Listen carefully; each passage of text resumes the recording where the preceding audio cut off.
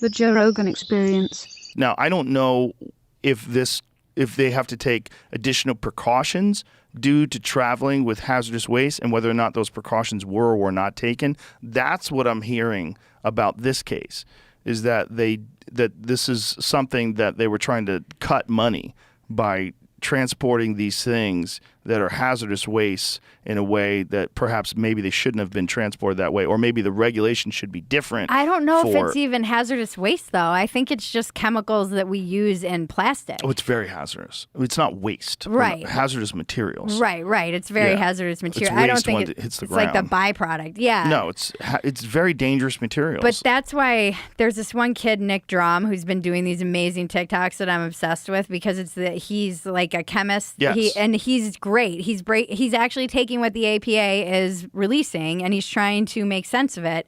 And he's like, why am I think I sent the that to person Jamie. who's doing this? Yeah. Why am I the person who's asking these questions? Because what he mentions is when you look at the manifest of the chemicals that were on there, what we're looking at is they're doing, what's in the air. But also he was saying there was petroleum. So we're talking about an oil spill too, but no one's talking about that. Well, let's play what he has to say. Rewind that, Jamie. He has a bunch.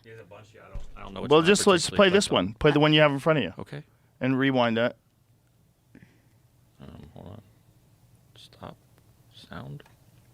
Play. Yeah, I don't know if that's his TikTok. It hasn't been very good. So let's talk about the trail derailment in East Palestine, Ohio. East Palestine's about an hour north of Pittsburgh, almost halfway to Cleveland. Norfolk Southern has a rail line that goes right through town, and this derailment happened right on the edge outside of town on the border of PA and Ohio. Of the cars that crashed, 5 of them contained vinyl chloride. It's a monomer used to make PVC. The reporting on this has gotten vinyl chloride confused with polyvinyl chloride, the polymer made out of vinyl chloride. Now, the reason that this distinction is really important is vinyl chloride is very hazardous and very flammable. Polyvinyl chloride is a plastic that's used in like everything. The other thing about vinyl chloride is that it boils at 8 degrees Fahrenheit, so it's shipped in its liquid form. Meaning that when these trains crashed and these started leaking, they weren't just leaking liquid, but they were spewing boiling gas. So vinyl chloride is really toxic. OSHA has the permissible limit of how much you can be exposed to it during an 8-hour shift as a 1 ppm part per million, average over 8 hours. So prior to this, the biggest spill of this chemical was in New Jersey, where one train car and about 23,000 gallons of vinyl chloride were spilled, but it didn't catch on fire. Now, this crash in Ohio has 5 train cars. These kinds of tanker cars can carry between 25 and 33,000 gallons. Let's call it 250 to 250,000 pounds of vinyl chloride. That's per train car, 5 train cars. There's maybe 1 million pounds of this toxic chemical spilling into the ground and also boiling off into the air. But then it caught on fire. I think this is where the reporting is really bad, because no one is mentioning what the byproduct of vinyl chloride burning is. Of the many byproducts of burning vinyl chloride, one of them is hydrogen chloride. Hydrogen chloride is really unstable and latches onto water, like just water vapor in the atmosphere, and that turns into hydrochloric acid. So right now, government officials from the railroad, both the governor of Pennsylvania and Ohio, are calling burning off the 1 million pounds of this stuff a success, but not mentioning that it means that we have hundreds of thousands of pounds of acid in the air, potentially. Now, ever since engineering school, I've studied a lot of industrial accidents. I just find it really fascinating, and organizations like the Chemical Safety Board, NTSB, and OSHA all have like really good reports available to the public. I think as a designer, it's really good to learn about mistakes. When looking at these kinds of industrial disasters across time, there are a couple things that are pretty universal across all of them. One, the responsible party, in this case, Norfolk Southern Railway, always plays down the reality of the situation. Politicians also just repeat the same lines, and then news outlets just repeat the same. So all we're hearing is the responsible party's word. This hasn't been getting... So, Jamie, I also sent you a video that shows what it looks like in the area where these clouds are passing over, and it is horrific. It's apocalyptic. It's so terrible. There's a man who's on the ground who's screaming that these aren't storm clouds, that these are the clouds of this shit that they're burning from East Palestine. And he's freaking out, and, like, animals are dying, pets are dying, fish are dying in the rivers.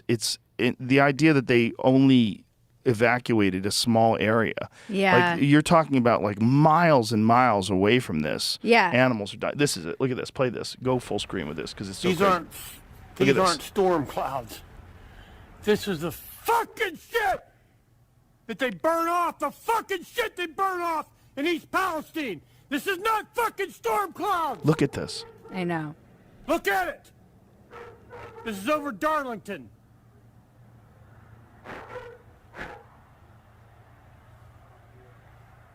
It's fucking insane. It's If you're insane. just listening, what we're looking at is just intense black clouds covering this area, and it's daytime, Yeah. and you can't see shit.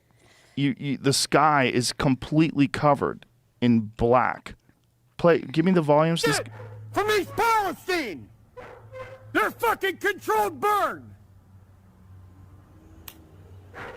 Yeah. It's The idea is a fucked up. controlled burn is so crazy. Well, I guess because they were worried that it was going to explode. That's why they felt they had to burn it. But it did explode, right? Didn't No, it catch they fire? felt it was going to be a massive explosion. And this would have happened anyway.